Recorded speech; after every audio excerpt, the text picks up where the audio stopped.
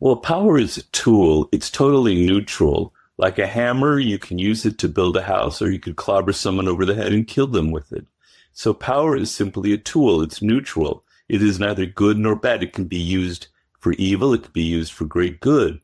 But power is the sense of having control over the immediate environment, over events that are occurring in your life. So to use this, to flip it around to the negative, if you sense in your daily life that you have no ability to influence your children, your spouse, your partner, the colleagues at work, your boss, the people in your company, it's a miserable, miserable feeling. You have no power, you have no control, you have no influence. You can't tell people to do, that you tell people to do something and they don't listen to you, right? Or they do things to you that kind of block your path, and you have no way of getting them to stop this. That feeling of powerlessness is something that human beings cannot endure very well. And if you feel powerless for very long, something's going to warp inside of you psychologically. You're going to turn inward. You're going to become resentful. You're going to become angry. You're going to have pools of anger, developing inside of you deeper and deeper and deeper. And you're not going to have control over yourself. So power is the first sense of control is over yourself, over your emotions, so that you're not always reacting and getting angry, so that you have a little bit of detachment. So when it comes to those situations where you need to move or influence people like your children, your spouse, your colleagues, your boss, you're able to step back a half step, a full step, couple steps, and think and go, what is it that will actually move that person in the direction that I want? How can I actually influence them effectively so they don't hate me, so they don't resent me, so that they actually do what is in my interest without maybe even realizing it, or that the interests align in some way? So that is power for me, right? It begins with yourself. It begins with a sense of detachment from the events happening to you. And it's the ability to strategize and think in each situation in life. This is a move that will gain me a little degree of control over events. You can never, ever have complete control. Life happens, things happen, pandemics happen, black swans happen. You can't control everything, right? But that little bit of margin of control is enough to kind of help you glide through life a little bit more smoothly. When I think of power, I think what you said is a perfect definition of it. The ability, one's ability to control or influence another's behavior, maybe including even their own. You have the personal power, you have relational power, like who in the dynamic might have more influence over the other between husband and wife or partner. And maybe there's political power, the ability to influence others, the ability to write laws, implement laws socially. And what I find, the people that I get to talk to are always looking for power of themselves and how they're going to improve their life. And where I teach is communication and the power of words.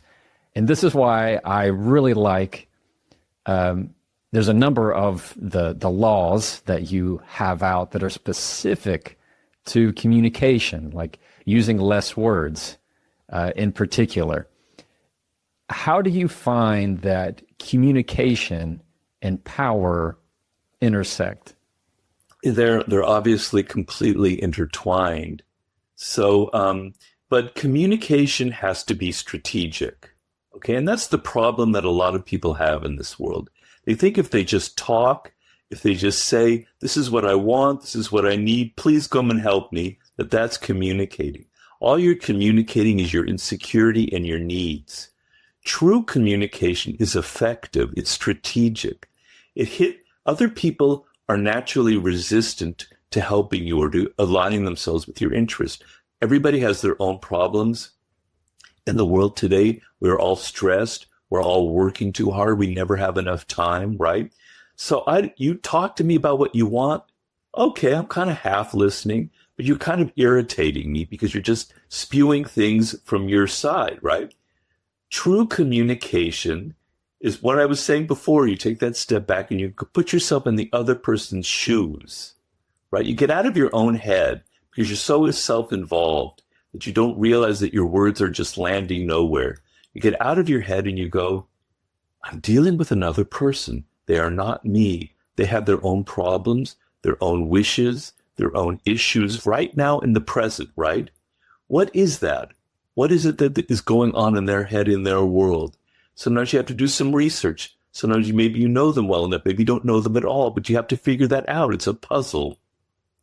Once you figure out their side, not your side, what they want, what they need, now you have some power to craft what you say to actually influence them, to appeal to their self-interest, which is one of the laws of power, one of the most powerful laws of all, right? So if I say something and I'm trying to influence, I'm trying to move them like on a chessboard in my direction, right? If I say something that appeals to their self-interest while it's also helping me, their eyes will light up, all those defenses that they have will start to go down. So communication is absolutely worthless unless it's strategic. And always say less than necessary is important because the natural tendency for a human being without self-control is just to spew words, just like verbal diarrhea. This is, my problems, my life. This is what's going on with me. This is what I need, blah, blah, blah, blah, blah, right? Just shut up, talk less, and think more about what the other person needs and craft your communication strategically. I wrote a book recently, and it's hard not to, I can't imagine writing a book and not having pieces of yourself in it. When you were writing this book, what was coming up for you in your own life? Are you just studying these elements of influence and control and power? Is it something that you were writing to yourself or for other people? Where did that come up for you? Well, it came from two things. First of all, a very deep desire to help people in this world. My books, I think very, very deeply. I'm working on my 8th book now, so Power isn't my only book. But I think very, very deeply of my audience, right? It's a form of communication, to get back to that, right? And I want to help people. I want to help people deal with their problems in a real way, not just to satisfy my own ego. So I have to think about how my words can actually be absorbed into your daily life. So that's one side. The other side is the book came from a lot of pain, right? So I entered life like most people, kind of naive, kind of innocent. I wasn't a good player naturally, necessarily at power, right? I made mistakes. I talked too much, probably. I outshone the master, right? On and on and on. I could go through a laundry list of the things that I violated. And I didn't realize that the world is political. I thought when you enter the work world, what matters is having results, is getting things done, is doing things well. But no, I had many, many, many painful experiences, particularly working in the film world. But as I've said in many interviews, I've had 50 different jobs in my life, more than 50, in all different aspects. In every little possible avenue of life, I've had a job. And I suffered deeply. And I suffered deeply from the sense of people are so political. Their egos are involved in everything. You can see their egos as they walk past you, right? I would notice in the office that there was these hierarchies. I worked for a while at the magazine Rolling Stone. And there were these hierarchies. There was the boss, and you could just see this massive ego walking back and forth. Then there were all the smaller little people working right under him and their egos. And there was little me in the corner as a copy editor, little tiny, tiny little ego. But that's what mattered. That's what made things run, was how well you impressed him, how you talked to the boss, in this case, Jan Wenner.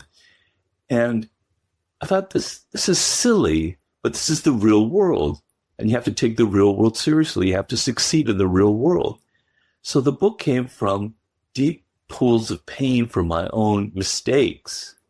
and from a deep desire to help other people, because I feel it's the source of a lot of depression and misery in life. You know, you say something or you do something thinking that you're on the right track, it's going to help you. And the next thing you know, you're fired or you're demoted. You don't know why. I felt, you know, I see people around me having these problems. So those are the two strands of the book, a deep desire to help people and a realization that the world is political, full of egos, and that mistakes are very costly and painful, and I made plenty of them. Yeah, well, you're not alone. We've all made a lot of mistakes. Looking back at it now and knowing the impact of the book, and I want to talk about the book specifically that you're writing and going to be releasing soon, is for those who haven't read it, or those who might go, you know what, now that I've listened to this episode, I want to pick it up again. Maybe they have it on their shelf. I haven't looked at it in a while. How do you find, and especially being the one that wrote it, that this topic can also be very healing? I get a lot of emails from people that, you know, it's helped them, it's turned their life around, or they've started a business because of the book. Of course, you know, it's anecdotal, so I'm sure there's a lot of stories out there of people who've been hurt, who've been on the other side of the manipulation. I understand that. But what's healing and liberating is to finally have that little light turned on inside of your brain that this is how the world works. I didn't realize that. I thought what mattered was just being myself. I thought that I could just do my job, say the things that I like, dress the way that I like to dress, just be myself, and it was enough. And no, I'm suffering from it. And just seeing that little switch go on in your brain that no, the game is different. It's played differently. There are rules to this game. You can't just come in and play poker and just do whatever you want. There are rules for poker. There are rules for chess. You don't know the rules. You're just playing terribly and you're suffering. And just that little bit of switch inside going, maybe I'm entering this game. Maybe I'm from the wrong angle. Maybe I'm being too selfish, egotistical. I'm too self-absorbed. And I'm not thinking enough about the players in this game. That little switch of your perspective of how you look at it can be deeply healing and enlightening, because it's not natural to us. As I said, it wasn't natural to me. So I think in that sense, that's what has helped a lot of people who, like myself, enter the work world a little bit innocent and a little bit on the naive side. This episode was brought to you by Cozy Earth. One of the reasons I love Cozy Earth is because their products are just that dang good. When it comes to anything that I want to wear that is soft and comfortable, I'm talking hoodies, sweatshirts, sweatpants, which I am wearing a lot of right now that in Texas it is less than 60 degrees, which means it's freezing here. From our bed sheets to our bath towels to everything that is quality product, that's Cozy Earth. And I love talking about them because I use their stuff all the time. Go to cozyearth.com/Jefferson, use the code Jefferson and get 40% off. cozyearth.com/Jefferson, get the code Jefferson for up to 40% off. If you're looking for anything in the holidays, you need to go check out Cozy Earth. You will not be disappointed, and you will find something that you go, oh, I need this and I need to get it for somebody else, but I definitely need it for myself. And now back to the episode. How can you tell if somebody is trying to manipulate you? Well, sometimes if people are clever, you're not going to realize it. Like if people are really good at the manipulation game, if they know the 48 laws of power, if they know how to seduce you, how to wrap their words and make you seem like they're just wonderful, and that they're out for your best interest. If they're really good at it, you won't realize it until it's too late. And so in my book, I think my last book, The Laws of Human Nature, what I tell people is you need to identify these people before they enter your life or before you start listening to them. You need to be able to identify the manipulative types before they start charming you, before they start enchanting you, before they start wrapping you up in their dramas. Because if you fall into that trap, it's going to probably be too late. Most people aren't such good manipulators. And you can sense it, right? They're very passive aggressive. They say things that they want to get from you, but there's a subtext involved, right? And a lot of the bad manipulators, you can feel it. You have an intuitive sense. You can understand it. There's something in their body language, something in how they speak. It doesn't seem sincere. But the main thing is to be able to sense people's character, to be able to identify the types of people out there. So, as I said, there's some people out there who are brilliant at the manipulation game, for whatever reason, not because maybe necessarily they read my book, but because it's in their DNA. They're just naturally good at it, right? People who are very political, okay? So your task is to be able to see through these people, because the problem that a lot of people have, you see, I have to kind of circle around here a little bit. The thing that I try to say in the 48 Laws of Power is that it's a game of appearances. Appearances matter so much in this power game. How you present yourself, how people see you, act like a king to be treated like a king, right? Recreate yourself. Your appearances is what people are judging you by, right? So at the same time, you have to control your appearances so people see you as powerful, but you have to see like a laser through other people's masks, through other people's games that they're playing, through the appearances they're trying to create. So the great manipulators out there, right, they have signs. They're not perfect. They give little clues, little crumbs that reveal that they're trying to play this kind of game on you. And that's why I wrote The Laws of Human Nature, where I give you tools for identifying the great narcissists out there. Because most of the master manipulators are toxic narcissists, and you have to be able to identify them before they enter your life. How to identify people who are full of envy. They are a very dangerous type.